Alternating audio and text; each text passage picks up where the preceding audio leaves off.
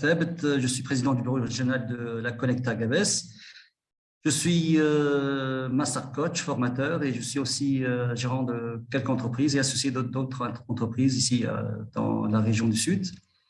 Donc, Gabès, je ne vais pas parler du nombre d'habitants, qui est plus de 400 000 habitants, ni de la superficie, ni des 13 délégations ou des 16 communes.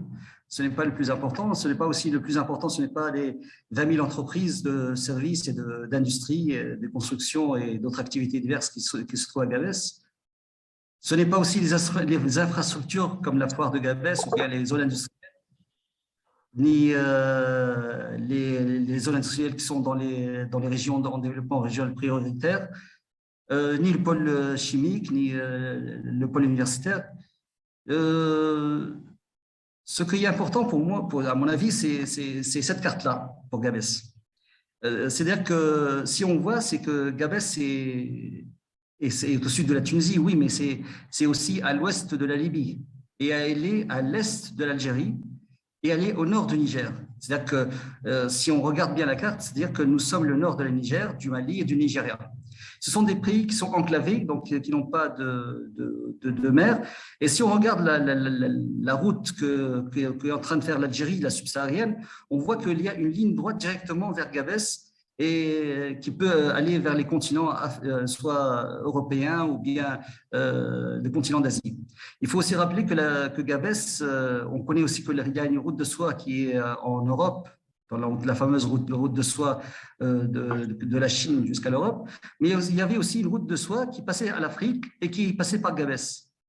Donc, les perspectives d'investissement à Gabès sont diverses, de l'agriculture, industrie, commerce, énergie, tourisme, etc. Donc, mais ce qu'on voit, et je voudrais remercier si Abdallah Tenezeft et si Ammar Sessi des groupements respectifs transport et logistique et agriculture qui vraiment sont avec nous dans cette vision de vraiment comment faire une vue logistique non pas sur la région de Gabès seulement, mais non pas aussi sur le sud, mais c'est une cartographie de tout la Tunisie. C'est-à-dire qu'en fin de compte, le port de Gabès est complémentaire au port de Jerzis, mais aussi complémentaire au port de Sfars.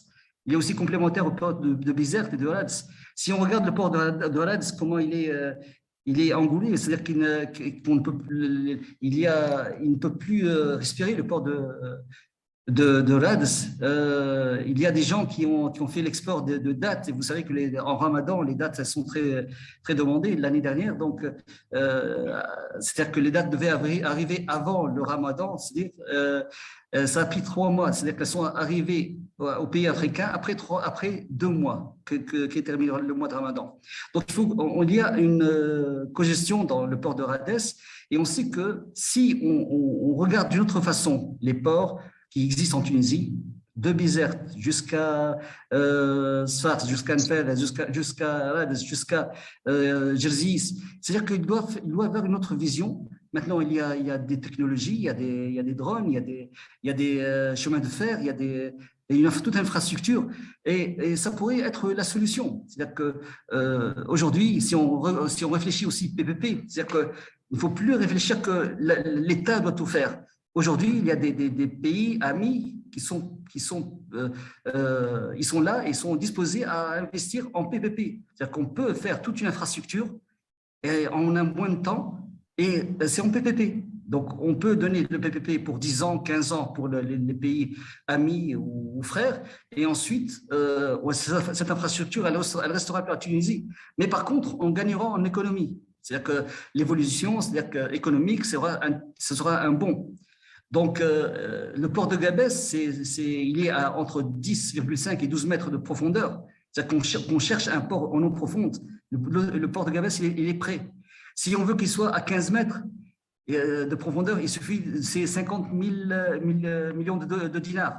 Si on veut qu'il soit à 18 mètres de profondeur pour accepter tous les navires, quels qu'ils soient, c'est 18 mètres, donc ça sera 200 millions de dinars. C'est-à-dire que l'investissement par rapport à ce qu'on peut faire, l'opportunité et les problèmes que peut résoudre le port de Gabès, il est énorme.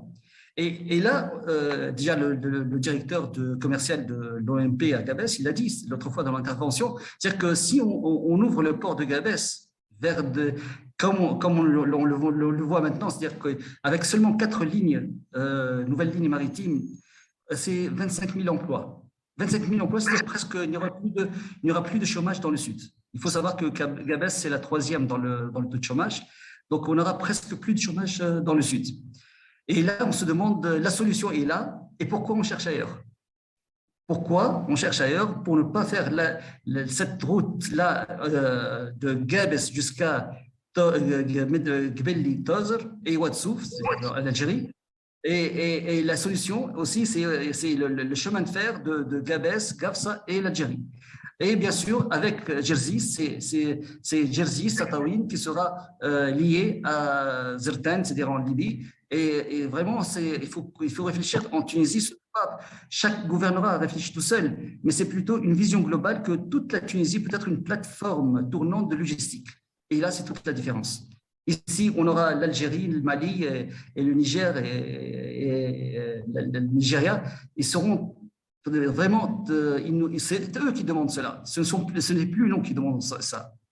Donc là, c'est le point le plus important pour moi.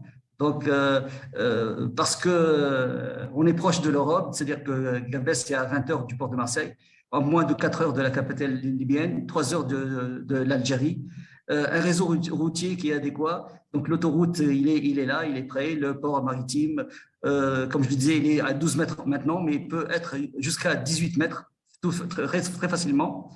L'aéroport international de Gabès, c'est le plus grand aéroport de la Tunisie, si on ne le sait pas, je voudrais le rappeler. Donc, on a tout un potentiel ici, donc des entreprises de transport et logistique qui sont là, qui sont installées déjà. On a tout ce qui est manutention, tout ce qui est transport, ça existe, le flux, il existe aussi. Maintenant, on a 18 000 conteneurs de produits qui sont exportés chaque an. Et bien sûr, il y a le bassin de production des dates qui est près de Agabilly à 120 km. Et il y a aussi d'autres grands projets, comme la station thermale de l'Ham, c'est-à-dire que ça peut être une direction touristique et aussi pour tout ce qui est les soins des personnes qui veulent faire des massages, des bains morts, etc. On a aussi l'autre zone logistique du port qui est dont l'étude est en train de se faire, et la station de dessalement de l'eau de mer qui existe à Zarat. Il y a aussi d'autres projets comme Chat Hamrouni, c'est-à-dire une zone hôtelière. Il y a plusieurs grands projets, mais le projet le plus important, comme je le disais, c'est vraiment le port de Gabès qui, avec une vision globale sur toute la Tunisie et avec l'Algérie et la Libye, c'est-à-dire que c'est notre atout et ce serait dommage qu'on laisse cet atout-là et on cherche d'autres solutions pour la ville de Gabès. Donc, je voudrais vous remercier tout le monde, à ceux qui ont organisé ce webinaire, et surtout c'est Wissam Smir qui a vraiment fait un très, très, très gros effort. À toute l'équipe de la com et tous les intervenants, pour n'oublier personne, donc toute l'équipe, je voudrais vous remercier. Je remercie aussi les gens qui nous ont suivis par ce webinaire. Un grand merci. Et je voudrais vous souhaiter un Ramadan Mabrouk et j'espère que vous serez toujours en bonne santé. Merci.